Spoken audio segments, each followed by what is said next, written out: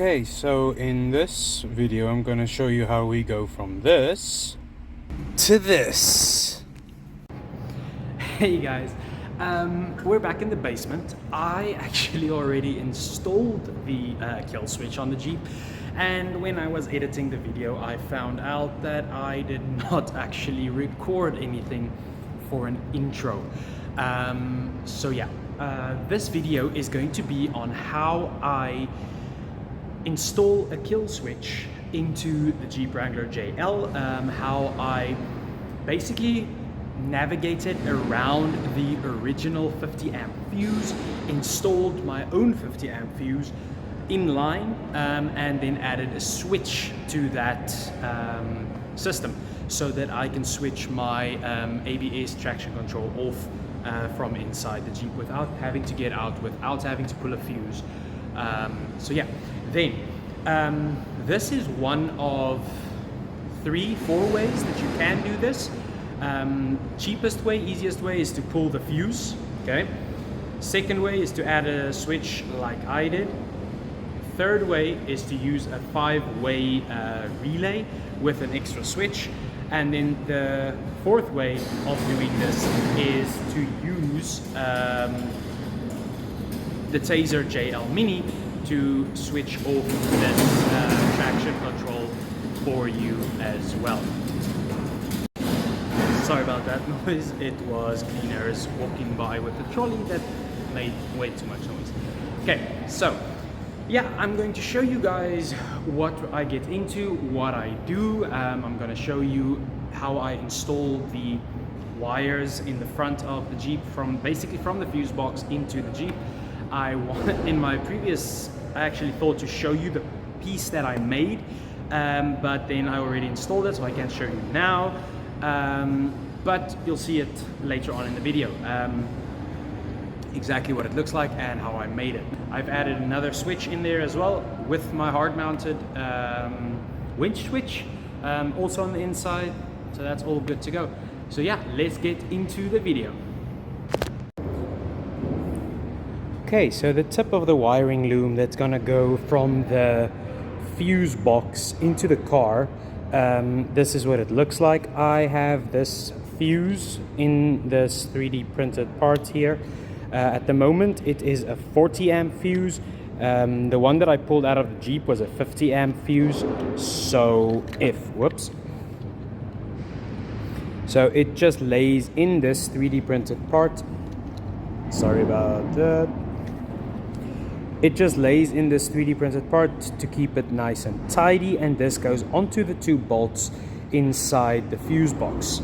Then these 2 alligator clips, not really alligator clips, push-on terminals, I made them a little bit narrower, so if this thing will just focus on them. They're focusing more on my hand. This is narrower.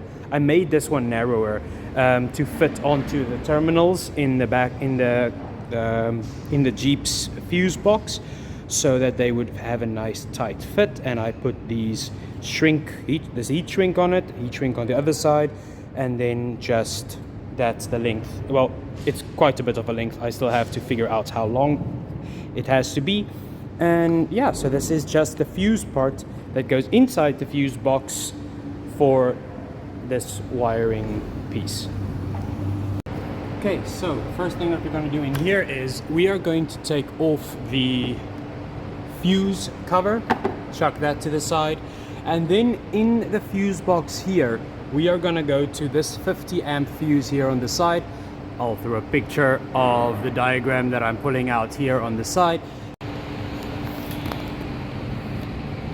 So this 50 amp fuse here, this is the fuse that I will be removing for the replacement.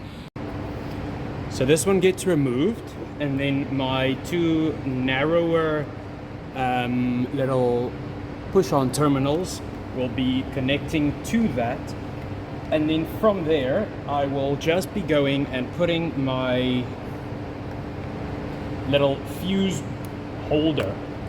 Will just be sliding into place like this, and then I will take my wires through the dashboard, through the wiring, the fuse holder, I will put it into the plastic here, and then it will go to the other side, into the Jeep, to the fuse that I have in the front.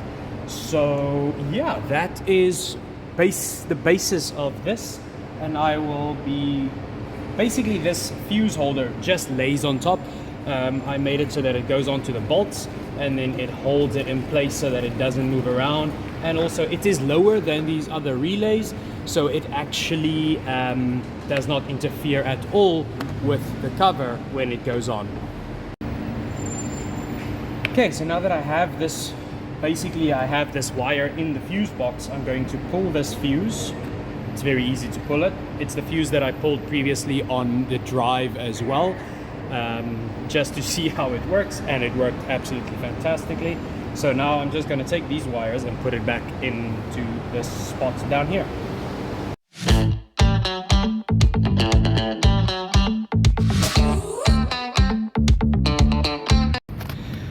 Okay, so with this is not the prettiest print. The filament that I had came out pretty bad. So this is what it is, and then the wire just goes between the fuses and goes out on that side. I'm just going to put it inside this plastic, or I'll just cable tie it to the top, and then it should be good to go. But yeah, so I pulled that fuse and replaced it with my own fuse and switch wire that is going to the inside of the Jeep. Okay, so there I have now my wire and my switch basically installed, and what I can do now is I can technically put this back in place, and there she blows. You don't even know that it's there. This is now removed. I should actually see if there's a spare that I can put it in the fuse box so that it does not get lost, and then if something goes wrong I can just pull the switch that I inserted and put this fuse, when it focuses, back in place.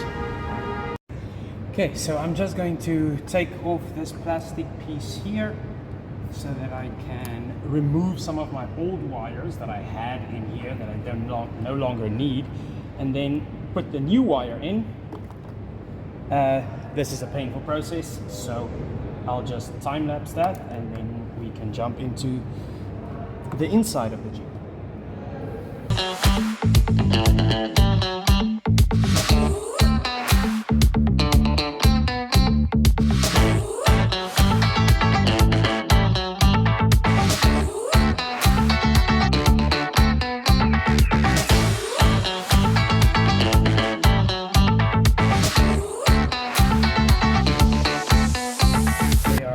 Open. I can remove some of the old wires and put the new one in.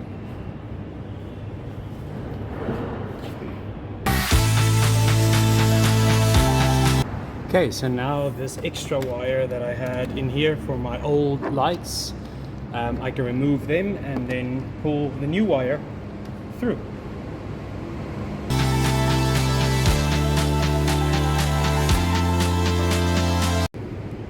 I'm just going to remove the fuse so that nothing shorts out on me.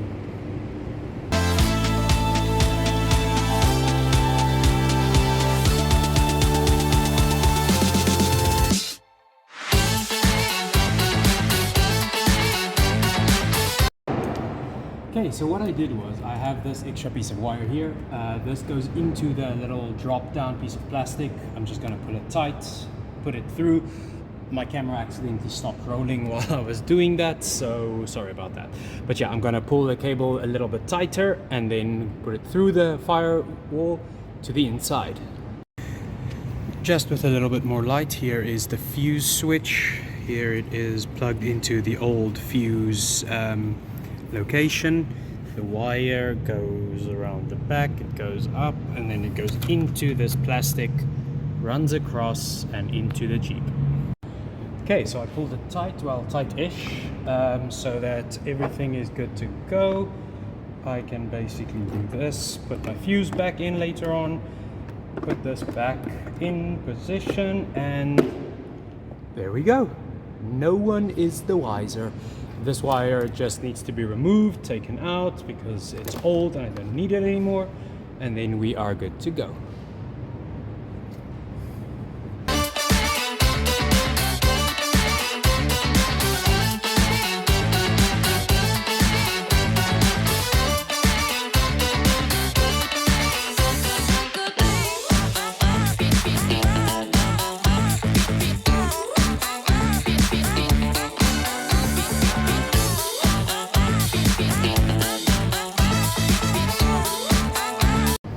Okay, so wires are sorted, and now I just put this back in place.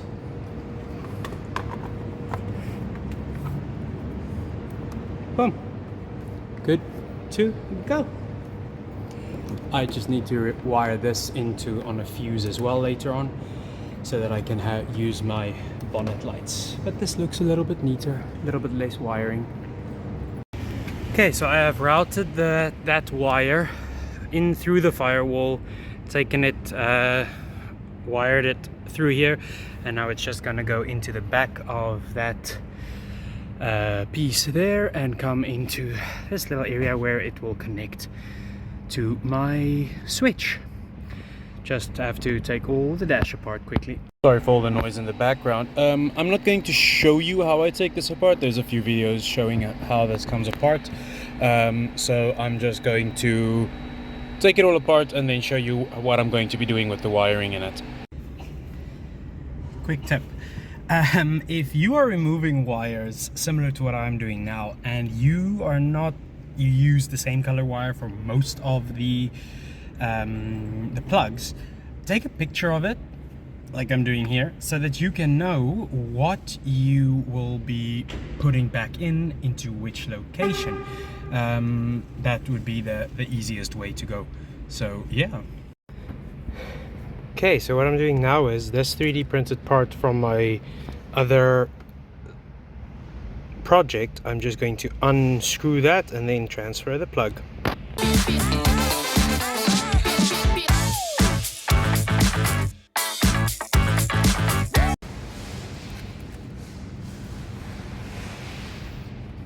Okay, dash piece is out. Now, this is my previously 3D printed part. Something that's interesting is it seems like this front part, I keep on printing that in different colors. The red part can be removed from the black backside, and then this new green part will be put on the front of this part so that it can screw back into the bottom of the Jeep dash there. Okay guys, so I just realized that I never explained how my new switch panel, my winch switch is going in here, and here is another switch, not going to be used at the moment, but later on. And then I have this new wiring on the back side of my switch. That lady just looked at me weird. Normal, 100% normal, to sit on the floor in the basement making a vlog, whatever.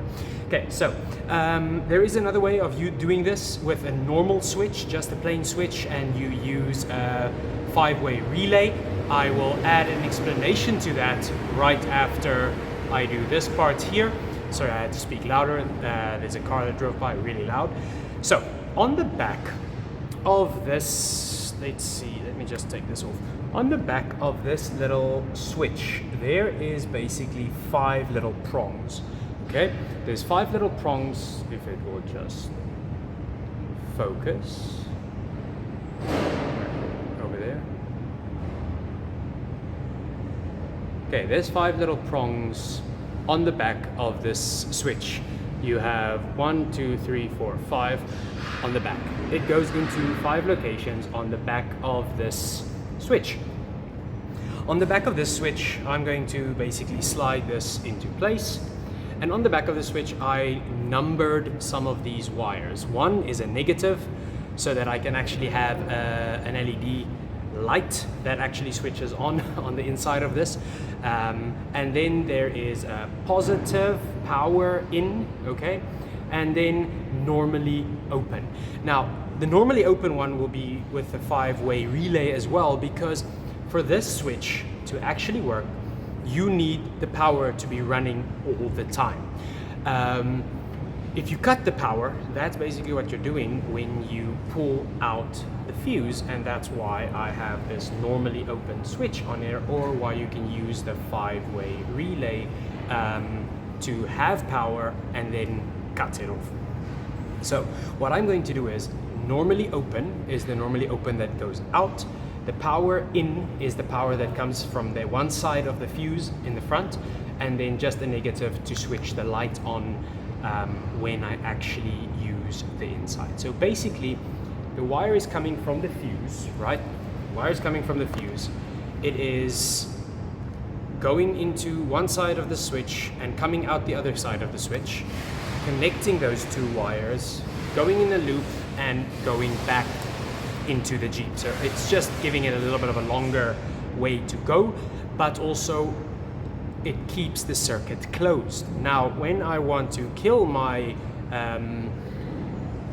ESP ABS on it, what I will do is I will press my switch, it will break the first circuit, and then that will then basically switch off my ABS and my traction control.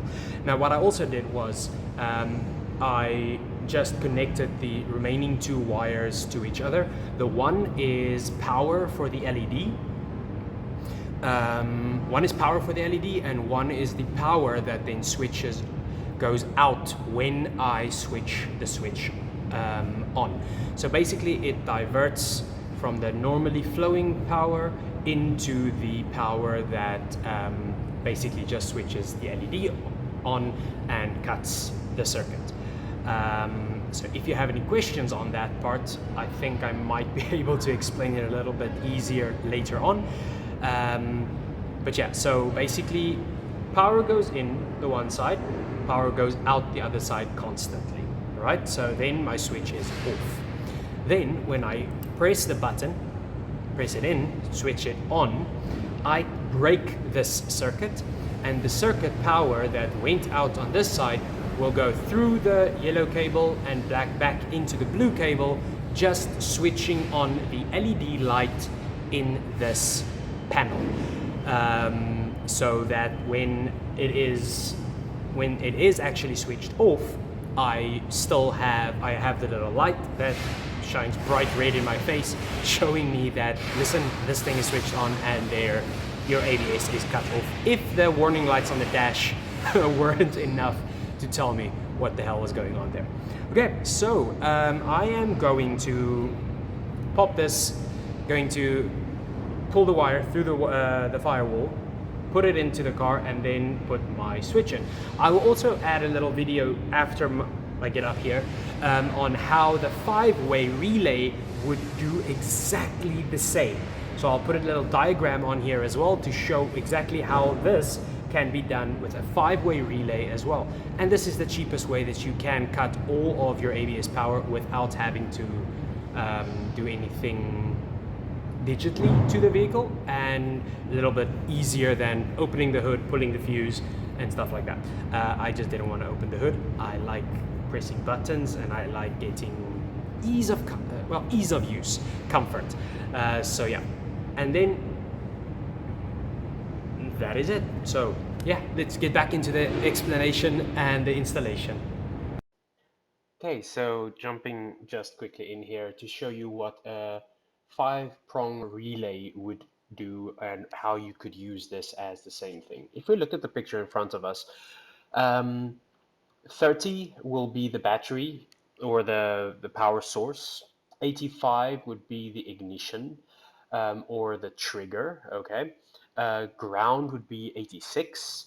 87 would be to the accessory or to a light or something that you would otherwise wire up to it. And 87A, that's your normally open part of this relay. And if there is power going into 30, it will go out of 87A the whole time. Now, what I would do with this, if I wanted to use this as my source or as my way of triggering my ABS or traction control cutoff, I would have the one side of the wire go into source 80. I would have the other side come out of 87A, which means it will be a continuous loop. Now, when I'm finished, or that will be my continuous loop, and it will show that the fuse is intact and everything is good to go. Now, 86 is a ground, and it is needed for you to trigger from 85. 85, I would have an extra source, an extra switch that is powered running into 85. When I flip that switch, it will move the power that went out of 87A up to 87, which means that it will be cutting the continuous flow of power that would have activated or held the ABS in place. And this is then how you could use a relay, a 5-point relay, in a similar way to be your cut off or your cut out switch for your ABS. So that if you have any questions about that, you can send me a message, and then I can explain that to you in a different way as well, if that does not explain how to use a relay properly. Basically, one side in 30, other side out of 87, and then triggering 85 to cut the flow when I actually trigger 85 and the relay gets activated. So yeah, let me show you the rest of my installation. Okay, so I know this wiring looks like a mess, but this wire coming through here, this is basically just the loop coming to the normally open switch on my switchy over here, basically looping through. Now I have earthed this one to the same place where I earthed my dashboard wire rope or wire LED, and basically so when I switch my wire on here, when I cut the ABS, basically what happens is the light switches on so that I can see that it is that my circuit has been cut. Yeah, so I'm just gonna put all of this back together and then have a test drive. Okay, so I just made sure that everything works. On my dash you can see that that blurs a lot. As you can see on my dash, there are no ABS or anything lights on. Now if I press this button here, this happens. Okay, so if I press this button, there we go, we have our traction control that goes off. I don't know why my dashboard is so blurry. Okay, if I press it once, it switches off my traction control. If I hold it in for a few seconds, my electronic stability control also switches off. Okay, now this is only 60% of the actual what happens, and when you press it again, boom. Now next thing, my new switch. Yep. So when I press that button on my dash, you can see that now my electronic stability control and my ABS is off. It also tells me on the dash that I need to service my anti-lock braking system. And yeah, so now everything is switched off. Now this I will do only when I do off-roading, only when I do sand driving, not anywhere else. So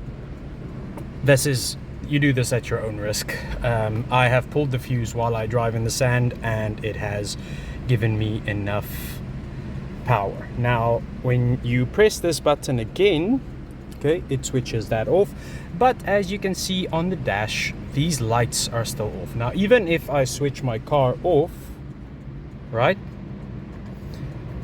put it in park, switch it on again, technically if I put my car back in drive, those two lights are still on.